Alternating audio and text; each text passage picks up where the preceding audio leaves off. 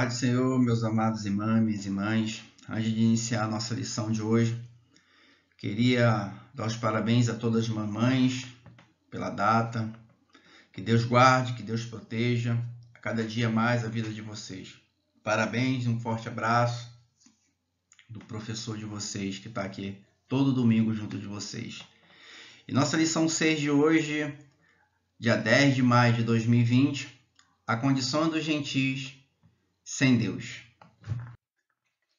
Nossa leitura bíblica em classe se encontra em livro de Efésios, capítulo 2, versículo 11 e 12. Romanos 4, 12 a 14. Não deixa de fazer a sua lição em casa. Ela é muito importante para o entendimento da nossa lição. E nosso tópico de hoje, chamados incircuncisão. Estranho ao concerto da promessa, sem esperança, sem Deus. Vamos à nossa lição? Bem, pessoal, dando andamento à nossa lição, nós agora vamos observar em Efésios 2, verso 11, que Paulo diz: portanto, lembrai-vos de que vós, no outro tempo, eras gentis.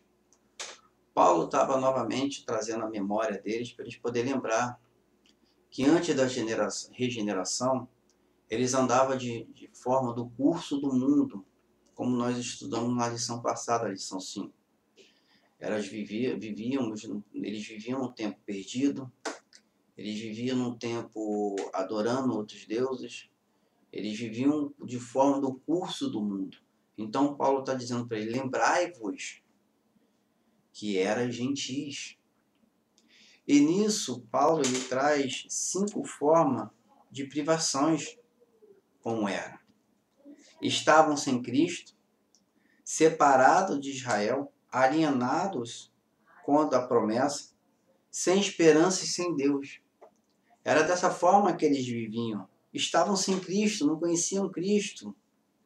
Separado de Israel, separado da promessa de Israel, separado da promessa que Deus fez a Abraão, separado da promessa que Deus fez ao povo de Israel. Alienados à promessa, não tinha conhecimento da promessa, não tinha conhecimento de nada. E sem esperança e sem Deus, não tinha esperança nenhuma e não tinha Deus. E Paulo está dizendo que, pai, lembrai-vos que outra hora eram gentis, que viviam dessa forma. Mas no decorrer da lição, a gente vai entender que existia um pacto que Deus fez lá no início com o povo de Israel. E na lição, no subtópico 1, vem dizendo: a circuncisão é a remoção cirúrgica do prepúcio do órgão genital sexual masculino. Era uma lei. Lá em Gênesis, capítulo 17, versos 10 e 11, vem dizendo que este é o meu concerto, que guardareis entre mim e a vós e a tua semente depois de ti, que todo macho será circuncidado.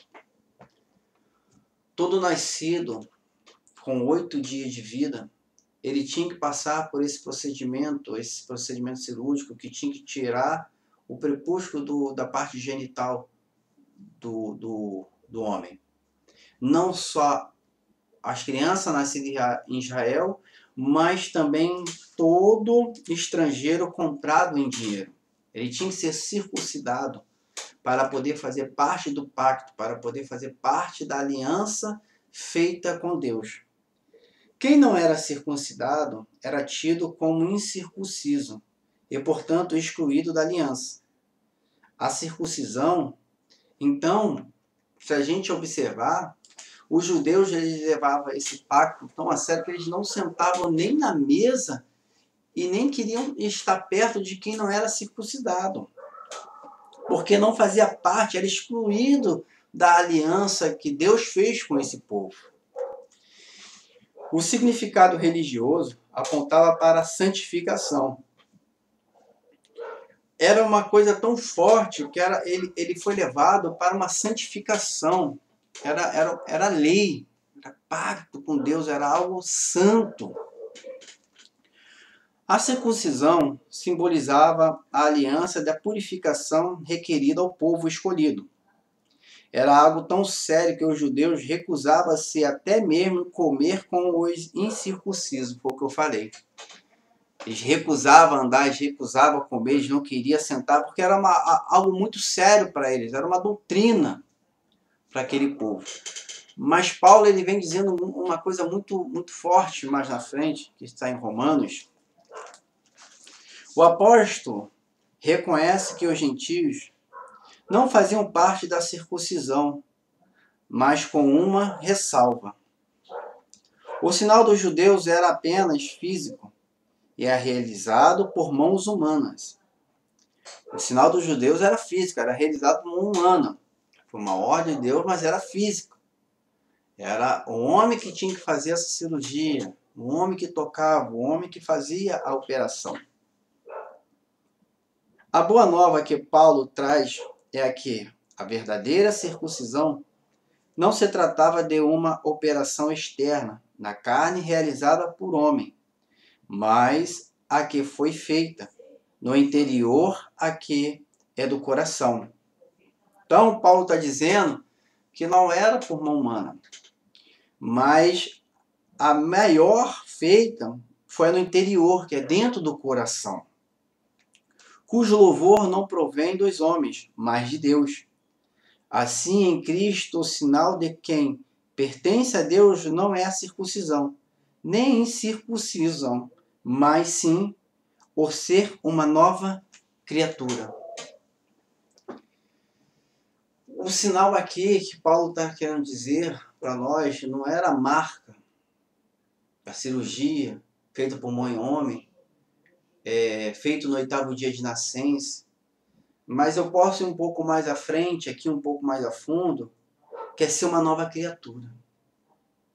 É o novo. É onde novamente eu vou lembrar em Romanos capítulo 12, que nos diz, verso 2, e não vos conformeis com este mundo, mas transformai-vos pela renovação do vosso entendimento. É o renovo. Paulo aqui está dizendo claramente a nova criatura. E tudo se fez novo.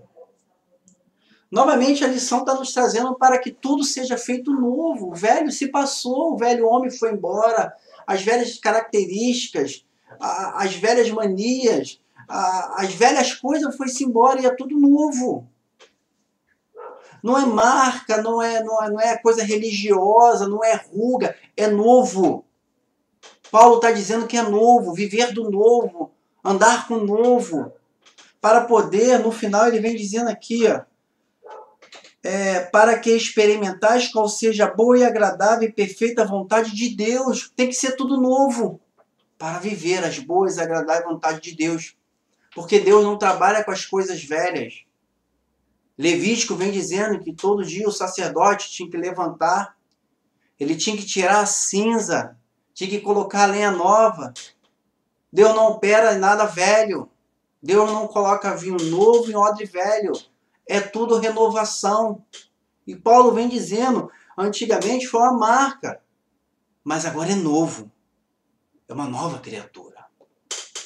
E esse entendimento que Paulo está trazendo para nós, que se foi, ficou, e agora é tudo novo. Um novo homem, um novo ser, santidade nova, tudo novo, tudo novo, tudo novo, para que possamos viver a boa e agradável vontade de Deus. Dando continuidade no nosso tópico 2, estranhamos ao concerto da promessa. Mais na frente, o apóstolo traz à memória que naquele tempo, isto é, antes da regeneração, eles viviam imenso no paganismo e, portanto, sem Cristo. Paulo está dizendo, lembrando que naquele tempo ele andava de uma forma sem Cristo, antes da regeneração.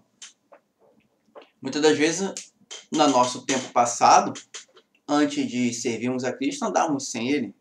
Nós vivíamos sem Cristo. E quando nós viemos para Cristo, após a regeneração, nós vivemos para Ele.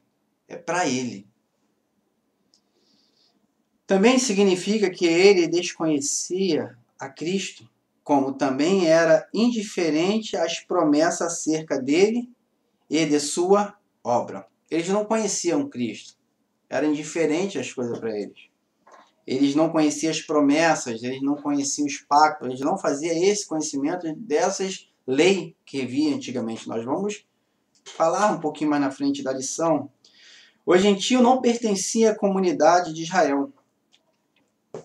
Eles estavam excluídos não só dos símbolos externos, mas também não faziam parte do povo escolhido. Não podiam usufruir dos privilégios da aliança de Abraão.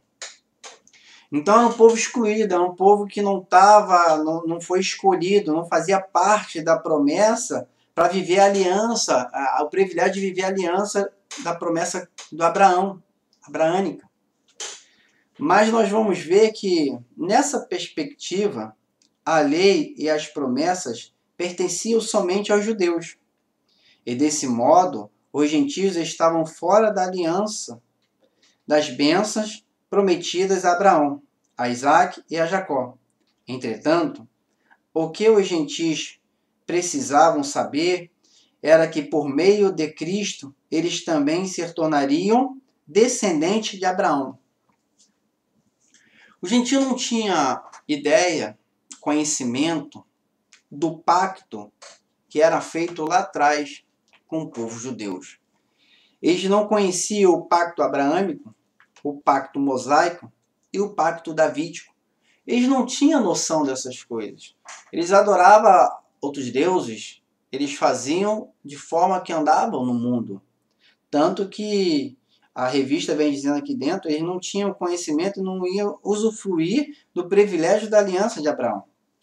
Mas agora, uma vez regenerados em Cristo e revelada a grandeza do amor divino, quando foi revelado a ele Cristo, ele se regenerou, como foi dito aqui, como nós fazemos, nós evangelizamos, e a pessoa se rende a Cristo, ela se regenera, ela tem o conhecimento do amor divino, ele passa a ter divino,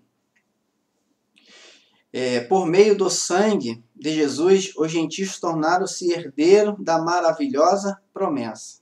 Então, quando eles passam a conhecer o amor divino, eles passaram a conhecer a herança e a maravilhosa promessa. Promessa essa de viver a vida eterna com Cristo, morar no céu, estar com o Pai. Essa é a maior herança. A herança não está aqui na terra. A herança nós vivemos para Cristo. Porque nós somos peregrinos aqui. E logo, logo nós vamos estar com o Pai, na nossa casa, morando com Deus, Jesus. Essa é a nossa maior herança. E mais na frente, no tópico 3, nós vamos entender que, no outro tempo, eles não faziam parte, né? Eles não conheciam como a gente está falando. E Paulo, numa das suas viagens, ele viu que os gentios eles eram politeístas e idólatras, pois acreditavam e adoravam muitos deuses.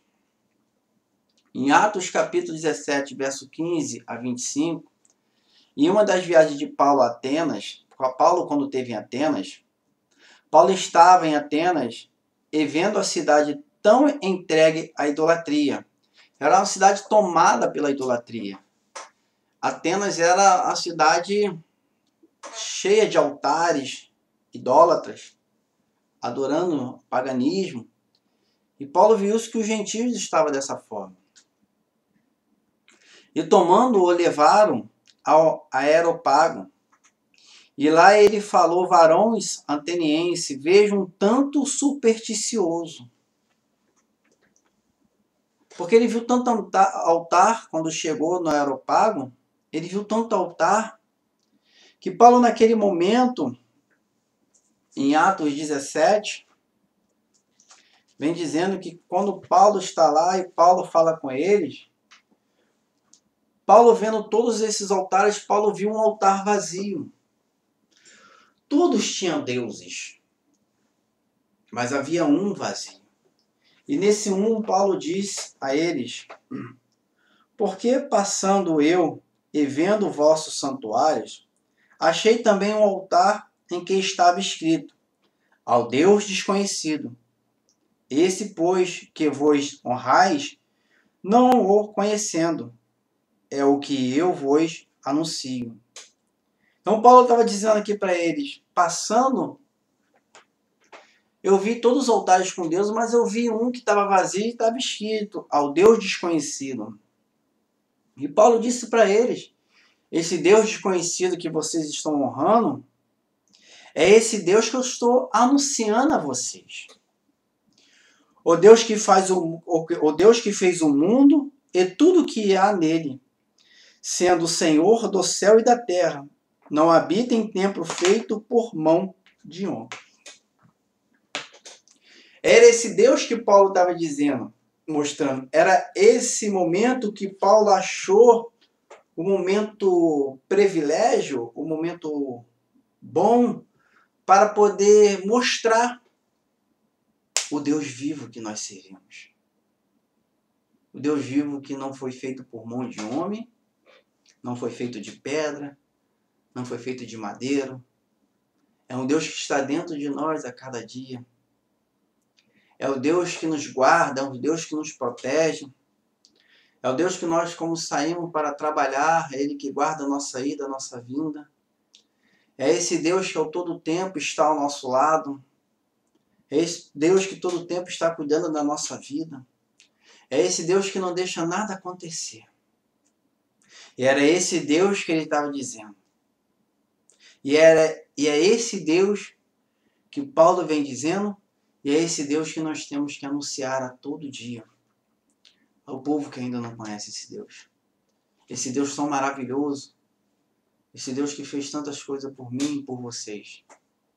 Que nessa lição nós podemos aprender.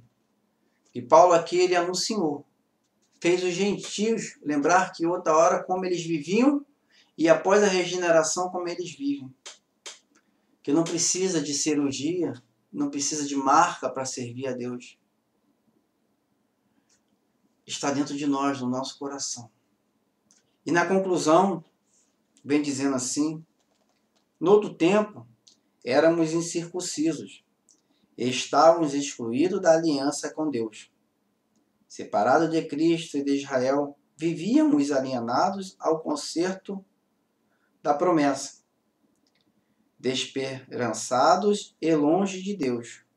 Um dia, porém, a magnitude do amor divino circuncidou o nosso coração, aproximou-nos de Cristo e de Israel, incluindo-nos na esperança da promessa, e revelou a nós o único e verdadeiro Deus. Bendito seja o seu santo nome para sempre. Outra hora vivíamos de uma forma, e nós fomos circuncidados dentro do coração, fomos marcados aqui dentro por esse amor imenso que nós sentimos por Deus, de servir, de falar dele, de levar a todo o povo. Então, que Deus abençoe nesse dia, vocês possam aproveitar essa lição. Fique com Deus, até o próximo domingo com a lição 7.